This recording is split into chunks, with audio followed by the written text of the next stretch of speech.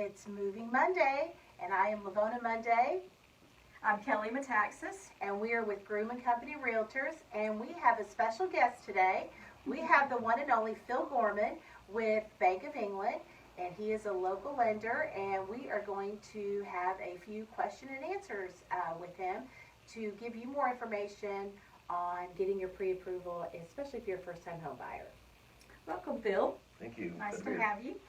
Well, I think one of the first things that we were wanting to know is if you have a first-time home buyer coming into your office to talk about, buying a house, they don't know anything at all. What are the questions that you ask them? Some of the questions I've asked them are what area of town they may be wanting to live in because the tax rates are different in different parts of town. I'm asking if they've done a budget to see what they could feel comfortable with as far as their monthly payment. I'm also going to ask them how long they may plan on living in the house, whether it's going to be 5 years, 30 years. Obviously, most mortgages are 30-year mortgages, and the mortgage they choose may be dependent on how long they plan on living in the home. So that plays a big part in it. And what about like a monthly payment? Right. It's when I talked about their budget. See if their budget is, see what they can afford and what they feel comfortable with, because they're going to have to deal with that mortgage payment for a long time. Yeah, Right. That's true. Very true. It's really not how much they're pre-approved for, it's what that payment is. Right. Everybody lives with that monthly payment. Right. Great. Well, what are some of the documents that you're going to need from them to get that process? If you're not self-employed, if you're an hourly or salaried worker, I'm going to ask for your last 2 years W-2s. We're going to ask for your last 2 months worth of bank statements, your last month's worth of paycheck stubs, if you have your retirement statements, I'm going to ask for those, a copy of your driver's license and social security card, and that's basically about it. If you're self-employed, it's a little more detail. I'm going to ask for full tax reports for the last 2 years, and probably a P&L statement for the last period of time from the last first year. Okay. Okay. Good. Well, one other thing that I thought about is a credit score. How important is the credit score, and what should it be? It's very important, obviously. If you don't have a high enough credit score, you're basically not going to qualify. If you have a credit score from, let's say, a 640 on up, FHA is a good way to go, and you can get a decent interest rate on an FHA loan.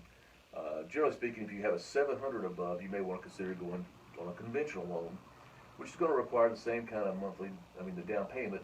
It may be a little less than FHA, but your payment would be lower, and your interest rate would probably be around the same, but you don't have to pay as much in the mortgage insurance. And on an FHA loan, the mortgage insurance does not fall off. On a conventional loan, it does after a certain period of time. If you have a low interest rate, it's going to be low credit score, there's things we can do to help you out or give you some advice on how to alleviate that and how to raise your credit score. Or if we can't take care of that quickly, there's people that do work with customers that, over a period of time, they can work through their credit. And, it may be 6 months down the road, but they can work towards getting qualified for a loan. It'd be worth it to get a better rate. Right. Okay. Now, are there any down payment assistance programs for first-time home buyers? There are several. Most all of them are income driven. There's maximum income limits. And there's certain things like USDA loans if you buy in a rural area that don't require down payment, or if you're a veteran and you qualify, you don't have to make a down payment, which is a good loan. But a lot of them are like I said, are income driven. If you they have maximum income limits and maybe a little bit lower debt to income ratio limits. So that's something that we can work on. Right. And that's why if they come talk to me, we can go over different down payment assistance programs. We can find one that fits them.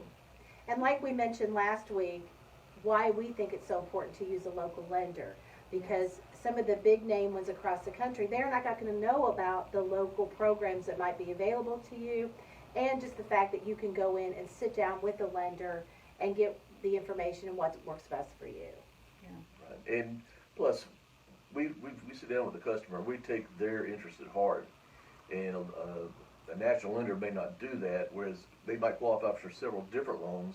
We're going to find the one that fits them, and not just a cookie cutter loan that the national company's going to want to get you in and get you closed. Right.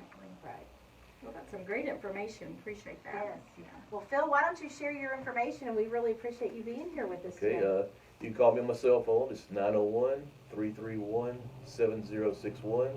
My email is pgorman@boemortgage.com. Or if they want to apply online, they can go to philgorman.us. Great. Okay. And Phil is, what were you just named recently? The top salesman at your company? I was the top producer of the month for February. There you go. Good reason to give him a call. That's right. I'm Kelly Metaxas. And I'm Livona Monday. We'll see you next week.